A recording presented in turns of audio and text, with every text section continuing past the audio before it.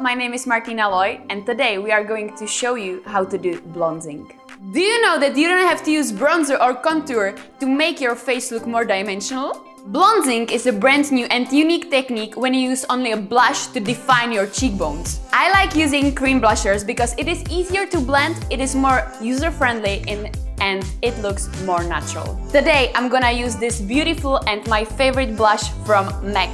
It is called Glow Play and it is in a shade Pinch of Marrakesh. I think this shade is perfect for every undertone. You don't have to be scared. I will be using this really thick brush because it is going to make your blending much easier and it is going to look beautiful and pretty gorgeous.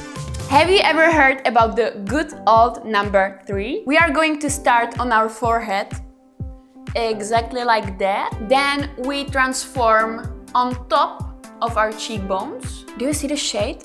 It's perfect. And connect it under your jawline, exactly where you can see your natural shadow. Perfect! And now it's time for some finishing touches. We're gonna use our finger as a stem. Put a little bit on your eyelids, nose, and a little bit on our lips to connect the whole makeup. You see, you don't have to use that much product to look that beautiful.